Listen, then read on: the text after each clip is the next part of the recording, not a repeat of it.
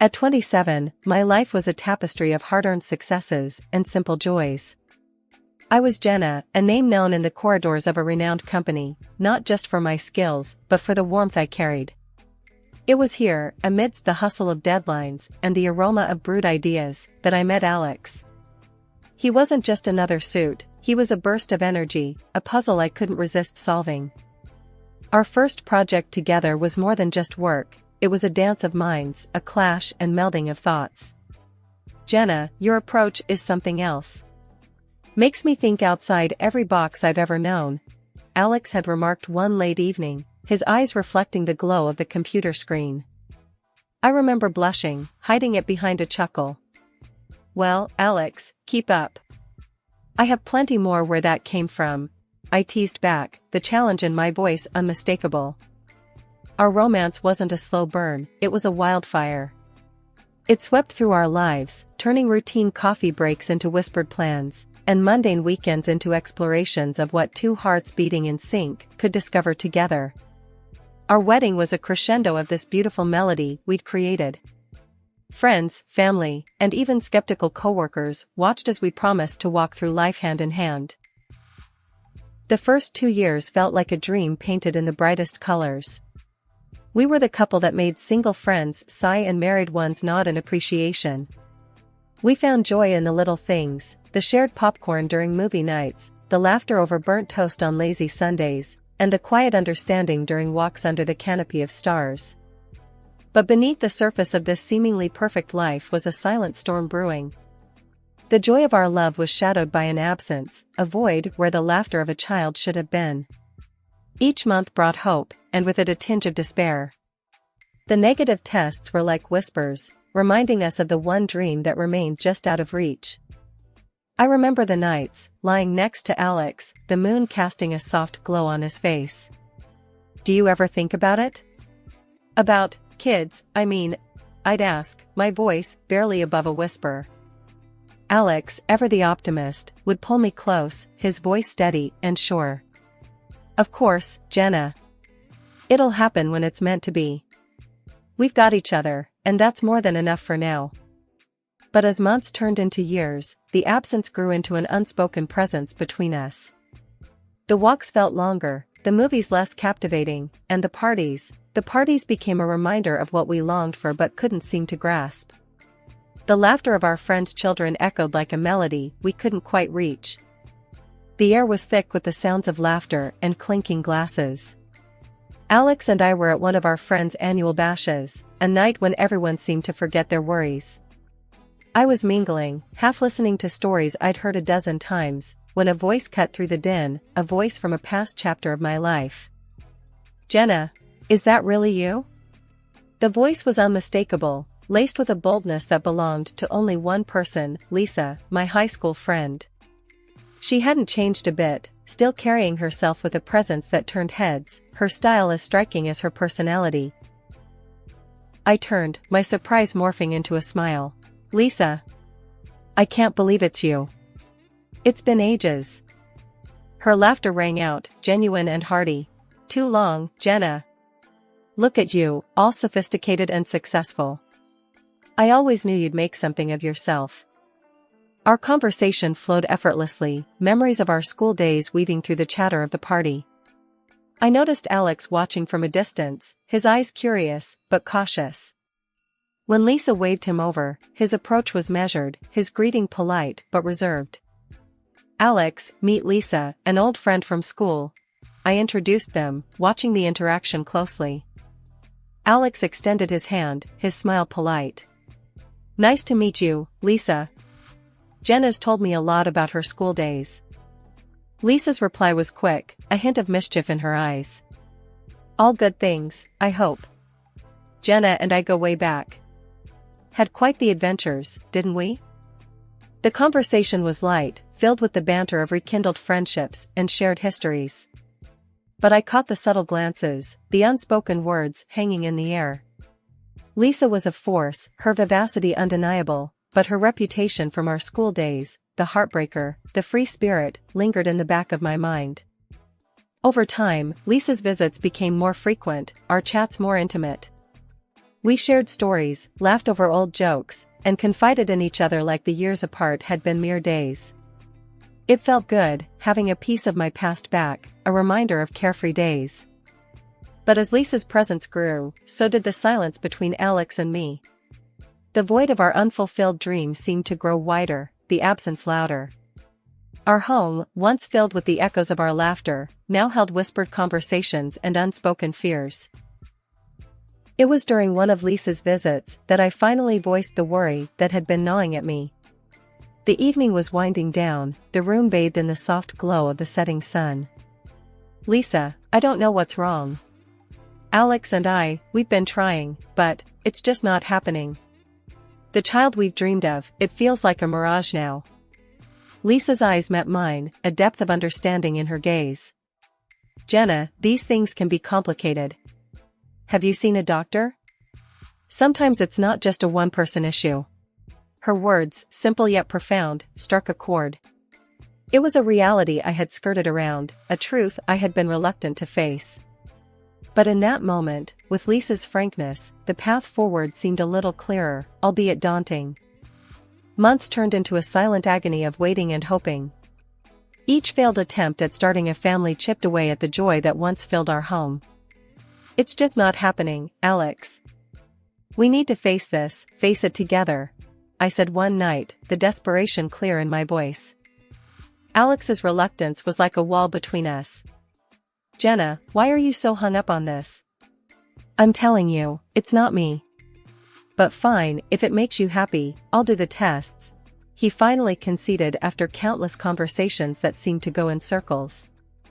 The day we went for the full examination felt like a step into the unknown. A part of me was scared of what we might find, but a bigger part just wanted answers. "Whatever this brings, we'll deal with it, right?" I asked Alex, seeking some reassurance. He just nodded, his usual confidence replaced by a quiet tension. The wait for the results was like living in limbo, each day stretching longer than the last. During these trying times, Lisa, my blast from the past, was a surprising source of comfort. "Jenna, you're one tough cookie. Whatever comes out of this, you'll handle it. You always do," she'd say, her support unwavering. But life has a way of throwing curveballs when you least expect them. It was a chance encounter on the street that planted a seed of doubt in my mind. A former classmate, someone who knew the high school version of Lisa all too well, stopped me with a reminder of the past. "Jenna, watch out for Lisa, okay? She was a real piece of work back in the day, breaking hearts left and right. You remember, right?" she said, her tone half concerned, half curious. I laughed it off, the idea of Lisa, my rock during these turbulent times, being anything less than genuine seemed far-fetched. "People change. Lisa's not like that anymore," I responded, but the conversation left a nagging feeling in the pit of my stomach. Later that day, as Alex and I sat in our usual silence, I decided to address the elephant in the room. "Alex, can I ask you something? What do you think about Lisa?" His reaction was immediate and defensive, a stark contrast to his usual nonchalance. "Why does it matter? She's just your friend." "I don't care about her one way or the other," he said, his tone a mix of irritation and something else I couldn't quite place. His words did little to ease my mind. Instead, they added to the growing list of questions and doubts that seemed to have no answers. As the days turned into weeks, the waiting game for the test results became a battleground of unspoken fears and doubts. Life at home had taken a sharp turn, the once comforting walls of our home now echoing with Alex's harsh words and relentless criticism. It wasn't just an off day or a bad mood, it was a drastic change that hung heavily in the air. "Jenna, can you try a little harder? Look at you, it's always the same old jeans and t-shirt. When you're with me, I want to show you off, not make excuses for your plain Jane look," Alex remarked coldly one evening, his words cutting deeper than he probably intended. I stood there, a mix of hurt and disbelief in my heart. "Alex, what's this about? Since when did appearances become more important than who we are to each other?" I replied, my voice shaking slightly. But it didn't stop at my appearance. It was everything, my cooking, my cleaning, the very essence of my being. Jenna, this meal, it's bland. And the house, it looks like a tornado hit it. Is this really the best you can do? He'd say, his dissatisfaction clear. Each word stung, each comment a blow to the life we had built together.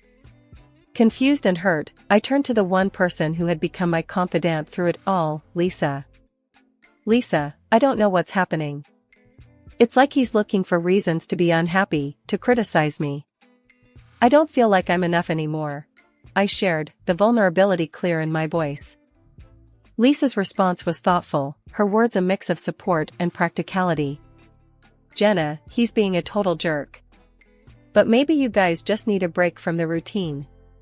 Why not plan a surprise, something to reignite the spark? How about a romantic trip? The idea was like a beacon of hope, a chance to mend the growing rift between us. Filled with a newfound determination, I approached Alex with the idea. Alex, I've been thinking. Maybe we need a change of scenery, some time away from all this stress. What do you say to 2 weeks in Hawaii, just the two of us? I suggested, the hopeful tremor in my voice betraying my anxiety over his response. To my surprise, his reaction was positive, a glimmer of the old Alex shining through. Jenna, that sounds, actually great. You're right, we could use the time away. Let's do it. He agreed, his words a soothing balm to my frayed nerves. In that moment, I allowed myself to feel a flicker of hope, a sense that maybe, just maybe, this trip could be the bridge back to the love and understanding we once shared.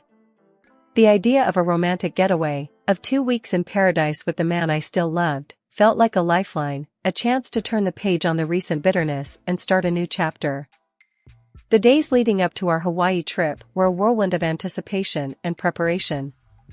Alex, taking charge of the arrangements, insisted on handling everything. Jenna, you've been working too hard lately. Let me sort out the tickets and the hotel. You just focus on packing and getting ready for our escape, he said, a smile playing on his lips. I was touched by his thoughtfulness, a glimpse of the man I fell in love with. That's so sweet of you, Alex. Thank you, I could really use the break, I replied, my heart light with the promise of a fresh start. With Lisa's help, I dove into preparations. Shopping for the trip was like weaving dreams into reality. Jenna, this swimsuit is stunning on you. Alex won't be able to take his eyes off you. Lisa chuckled as I twirled in front of the mirror, the fabric hugging my curves just right. Thanks, Lisa. I really hope this trip brings us back together. It feels like we're finally turning a page, I said, the excitement bubbling within me like champagne. The day of departure arrived, and I was a bundle of nerves and excitement. Alex seemed more upbeat than usual, a good sign, I thought. As we reached the airport, the buzz of travelers and the scent of adventure filled the air. But the unexpected sight of Lisa there turned the excitement into confusion. Lisa? What are you doing here? I asked, a knot forming in my stomach. The smirk on Alex's face and the glint in Lisa's eyes were the first cracks in my carefully built hopes. Jenna, the thing is, Lisa's the one joining me to Hawaii. Not you, Alex said, his words slicing through the din of the airport like a knife. I stood there, disbelief and betrayal warring within me. But Alex, this trip was for us, our chance to reconnect, I stammered, the world tilting around me. His laughter was a sound I barely recognized, cold and distant. Reconnect? Jenna, you're living in a dream. I'm done playing house. Lisa and we're a thing now. Your little vacation plan just turned into our romantic getaway. Lisa's grip on Alex's arm tightened, her victory clear in her eyes. Oh, Jenna, you're such a dear friend. Funding our little escapade, how generous of you. Their words were daggers, their laughter a poison spreading through my veins. You're leaving me just like this? I managed to say, my voice a mere whisper. He shrugged, the casualness of his betrayal a final blow. The divorce papers waiting for you at home, Jenna. Just sign them. It's the least you can do for us. Left alone in the echoing vastness of the airport, the world around me felt unreal, like a scene from a movie where the protagonist's life unravels before her eyes. My heart was heavy, a mix of betrayal, shock, and an overwhelming sense of loss consuming me. It was then, amid the chaos of my crumbling world, that an unexpected voice reached out. "Hey, are you okay? Do you need help with anything?" The voice was gentle, concerned, cutting through the fog of my despair. I looked up, my eyes meeting those of a stranger. He was about my age, his expression kind, genuine. My husband, they just left me here," I stammered, the words feeling foreign as they left my lips. The man hesitated for a moment, then took a careful step closer. "I'm Ethan. If you want, I can stay with you for a bit, or help you get home, whatever you need," he offered, his tone warm and sincere. His kindness, a stark contrast to the cold betrayal I had just experienced, was a small light in the darkness. "Thank you, Ethan. I'm Jenna. I don't even know where to begin." We found a quiet corner in a cafe, the noise of the airport fading into the background. Ethan listened as I poured out the story, the pain, and confusion evident in my every word. "So, he planned this all along? Took your idea and turned it into this?" Ethan's voice was a mix of anger and disbelief. I nodded, the reality of the situation sinking in deeper with every spoken word. "I feel so foolish, Ethan. To think I was planning this trip to fix things, and all the while, he was planning this." Ethan's gaze was steady, supportive. "Jenna, you're not foolish. You're human, and you trusted someone you loved. That's not foolishness, that's courage. And his actions, that's cowardice." His words were a balm, soothing the raw edges of my wounded heart. We talked for what felt like hours, Ethan's presence a steady anchor in the storm that had become my life. Eventually, he glanced at his watch, a gentle reminder of the world moving on around us. "Jenna, I can drive you home if you want. You shouldn't be alone right now." The offer, so simple yet so profound, was a lifeline. "Thank you, Ethan. I'd appreciate that. I don't want to face that empty house just yet, but I know I need to." The drive was quiet, the hum of the engine a backdrop to my tumultuous thoughts. As we reached my house, the reality of what awaited me inside hit hard. Ethan seemed to sense my hesitation. "Jenna, if you need anything, here's my number. Don't think you're alone in this. Some people, they're just not worth your tears," he said, handing me a small piece of paper with his number scrawled on it. I took it, a small smile breaking through the tears. "Thank you, Ethan. For everything. Today, you were the friend I didn't know I needed." A year had rolled by, a year of healing, of rebuilding, of finding strength I never knew I had. But stepping back into my hometown, the ghosts of my past were waiting, lurking in the shadows of familiar streets and faces. It was in a quaint little cafe, where the past decided to rear its ugly head. Sitting there, lost in my thoughts, a voice that I hoped to never hear again cut through the calm. "Jenna, look what the cat dragged in." "Still the same, I see," Alex sneered, his eyes raking over me with a disdain I remembered all too well.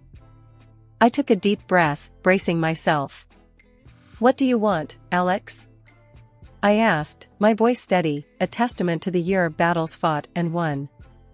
His smirk grew wider, more malicious. "Just wanted to flaunt my perfect life, Jenna. Lisa and we're married now. And guess what? She's given me a child, something you never could." His words stung, a deliberate jab at my deepest wounds. But the old Jenna, the one who would crumble, was no more. "Good for you, Alex. I hope you're happy," I replied, my words a shield against his cruelty. But he wasn't done. The arrogance, the sheer audacity, dripped from his next invitation.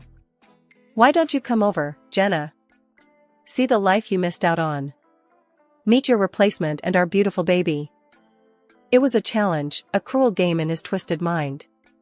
But this time I was playing by a different set of rules. "Sure, Alex. I'll come by. It's time to face the past, I said, the resolve in my voice belying the storm inside. And so, I found myself at the doorstep of the home I once shared with Alex, my heart pounding, not with fear, but with a fierce determination. The door swung open, and there stood Lisa, her smirk a mirror of Alex's cruelty. "Jenna, you haven't changed a bit. Still the same old gray mouse," she taunted, her words dripping with scorn. But the Jenna standing at her doorstep was not alone. Beside me stood Ethan, the unexpected ally from the airport, now my partner, my strength. I introduced him with pride swelling in my chest. "Lisa, meet Ethan, my husband." The shock on their faces was a sight to behold. Alex's smugness faltered, Lisa's mockery dimmed. They tried, oh how they tried, to belittle us, to break us down with their venomous words. But together, Ethan and I stood strong, a united front against the storm of their malice. "Jenna, I can't believe you'd stoop so low. Bringing him here, what a desperate move," Alex scoffed, his words a feeble attempt to regain control. Ethan's arm around my shoulder was all the response I needed. "Desperate? No, Alex. We're here to close a chapter, to move on from the past that you cling to so pitifully." The air was tense as Ethan and I stood in the living room of the house I once called home. The walls, once witnesses to my heartache, were now the backdrop for the final act of a saga that had tormented me for too long. Alex's mocking tone sliced through the silence. "Remember how lost you looked at the airport, Jenna? Like a little puppy abandoned by its owner." I still laugh thinking about it. The words were meant to wound, but as I looked into Ethan's supportive eyes, I felt an unwavering strength within me. Actually, Alex, that day turned out to be a blessing. Because of your cruelty, I met Ethan. He's been my rock ever since, I replied, a serene smile on my face. Alex's smirk wavered, confusion and shock intermingling in his gaze as he looked at Ethan. "And what's so special about this guy?" he sneered, trying to regain his footing. Ethan's presence was calm yet imposing. "Well, Alex, aside from picking up the pieces of the life you shattered, I also recently became the director at your esteemed company. Funny how life works, isn't it?" The revelation hit Alex like a physical blow, his arrogance melting away, leaving a pale, shaken man in its place.